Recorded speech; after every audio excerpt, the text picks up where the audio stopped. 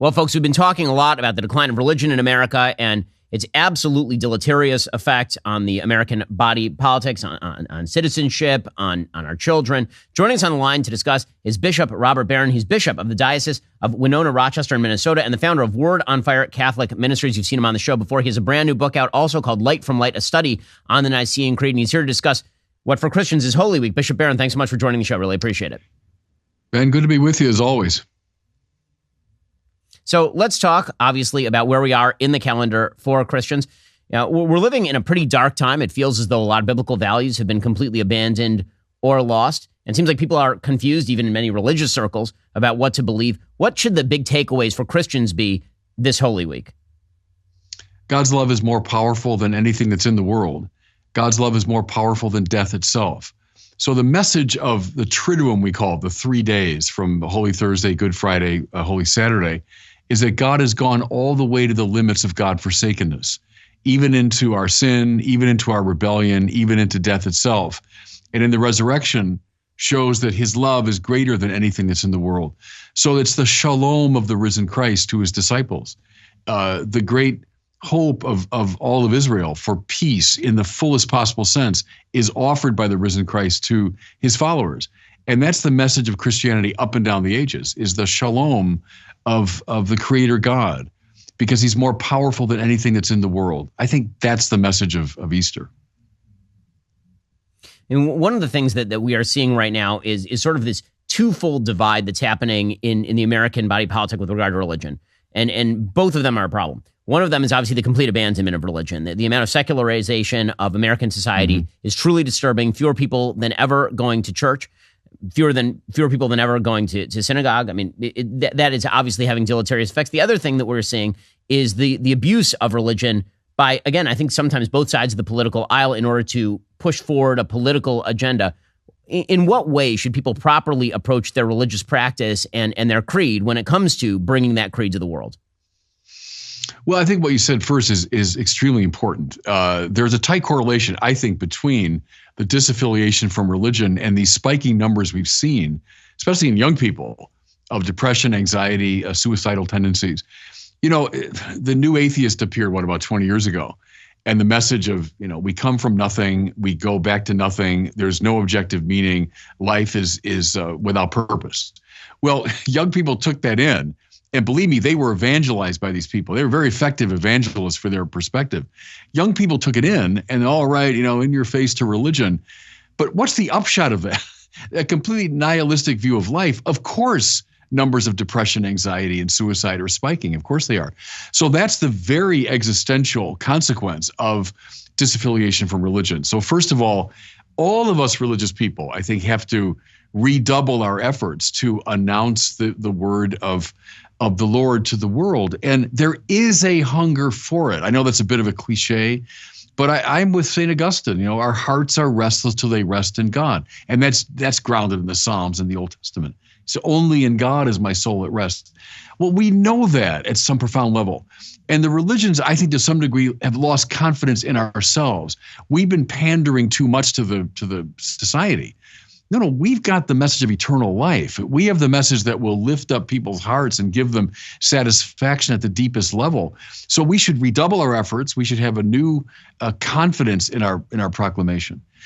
To your second point, that's been true from the beginning, isn't it? I mean, religion has been abused by bad people. They've used it precisely in the wrong way. The purpose of religion is always to bring us together, because whatever links you to God links you to that power which is here and now creating the whole world. So the closer I get to God, the closer I get to you and to everybody else. And even look at St. Francis, brother, sun, sister, moon. I mean, so a keen sense of our fellowship even with all of creation. So whenever religion is used to divide us or to foment violence or hatred, it's ipso facto at war with itself. We can't proclaim Christ as the Prince of Peace and be fomenting violence at the same time. $20 barely gets you anything these days. You can't even fill your gas tank or get a burger and fries for less than $20. But do you know what $20 will get you? From the cell phone company I use, Pure Talk, you can get unlimited talk, text, and plenty of 5G data for just $20 a month. Pure Talk gives you the same quality of service as your current cell phone provider, but for about half the cost. The average family saves almost $1,000 a year, all with no contracts and no activation fees. You can switch to Pure Talk and keep the phone and phone number you currently use, or you can take advantage of their great deals on the latest iPhones and Androids. Making the switch is incredibly easy. Their U.S. customer service team can help you join Pure Talk in as little as 10 minutes. Choose to spend your hard-earned money with a wireless company that shares your values, supports our military and veterans, creates American jobs, and refuses to advertise on, the fake news networks. Stop spending a ridiculous amount of money on your phone plan. Go to puretalk.com/Shapiro. Right now, my listeners can get an additional 50% off their very first month of coverage. That's puretalk.com/Shapiro. Again, puretalk.com/Shapiro. Go check them out right now. puretalk.com/Shapiro. One of the things that's really fascinating to me is there's been this attitude that's been taken up that I think is quite troublesome, that because in response to the sort of secularization of religion, the wiping out of traditional religion, that the response to that, which again should be a confident declaration of religious principle. I, as a Jew, have not only no problem with people saying, for example, Christ is king. I think that that's a good thing for Christians to say. I want Christians to do that because I think that for American society, more people need to declare, who are Christian, that Christ is king and go back to church. And frankly, as a Jew, I'm flattered that you care enough about my soul that you wish me to become one of you. That's a lot better than it has been historically, where people were coming after people like me with a sword and forcing conversion or forcing death. That is all not only fine, that is wonderful for me. But what you are seeing very often is people now taking messages that I think are very good for Christians and that I would hope that Christians would promulgate. And instead, they're using that as a weapon politically against people that they don't like. Yeah, and the kingship of Christ is very interesting because a lot of Christian proclamation is ironic in a way. So the very fact that the first evangelist is Pontius Pilate, who puts on the cross of Jesus the sign, Jesus Nazarenus Rex Judaeorum, Jesus of Nazareth, King of the Jews. And he puts it into three languages of that time and place, in Greek and Hebrew as well. And so he means it as a bit of mockery, but in fact, it makes him the first evangelist. He's declaring to the world the kingship of Jesus. Paul takes him up on that. So St. Paul had been Rabbi Shaul and knew all the great traditions of Judaism, saw Jesus as the fulfillment of the hope of Israel, and therefore said, Jesus Kyrios in his Greek. Jesus Christ is Lord. Well, that's a way of saying Jesus Christ is King. But see, mind you, as we look at Christ, King, with the sign of Pontius Pilate over his head, he's on the cross, which means he's stripped of worldly power. He's not reigning as another Caesar, as a rival Caesar. He's a qualitatively different kind of king. Indeed, all things are meant to be brought under his aegis, including the political order. That's true. He's the Lord of all things, but he's Lord in a qualitatively different manner. He's not one more worldly king fighting against the standard worldly kings. He's this Prince of Peace, as we say, the one who offers shalom, who does indeed battle Caesar, but not with the weapons of the world. He battles Caesar with the weapons of God's forgiveness and compassion and mercy. The Jesus who shows his wounds to his disciples, look what the world did to me. That's true. We see our sin in the cross. But then shalom, peace. God's love is greater than anything that's in the world. That's his kingship. So in the measure that it's being used to divide and to foment hatred, and as you say, it has been misused over the centuries in a violent way, that's always repugnant to the deepest purpose of Christianity.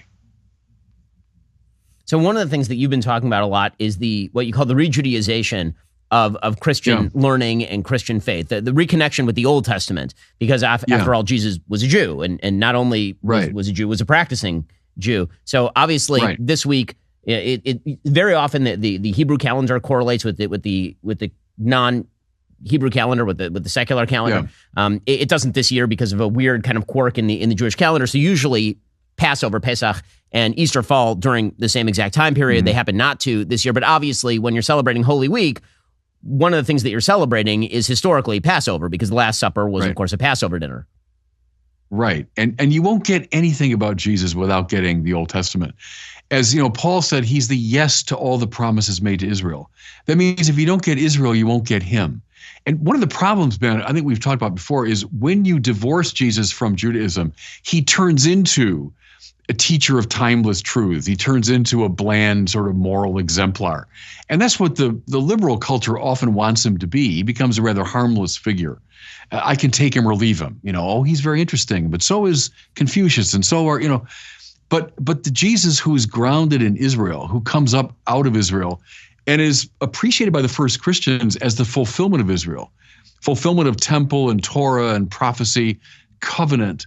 So when Jesus says at the Last Supper, this is the chalice of my blood, the blood of the new and eternal covenant, well, he's citing Jeremiah 31:31. The days are coming when I will make a new covenant with the house of Israel, and I will write my law on their hearts. Well, see, we Christians tonight, as I record these words, it's Holy Thursday, and we celebrate the Eucharist. So what Jesus established that night, giving us his body and blood, and we eat his body and drink his blood, what's happening? The Torah is coming inside of us. The law is being written now in our hearts. Well, you won't get any of that unless you're averring to the Old Testament. And the readings I'm preparing for the liturgy tonight, they immerse us in that. The first reading, it's all about Passover. It's all about the temple. It's all about covenant, sacrifice, and so on. Without that, you won't get Jesus. You'll make him a bland figure. Well, that's Bishop Robert Barron. Go check out all of his work over at Word on Fire Catholic Ministries and check out his new book, Light from Light, a study on the Nicene Creed. Bishop Barron, really appreciate the time and the insight.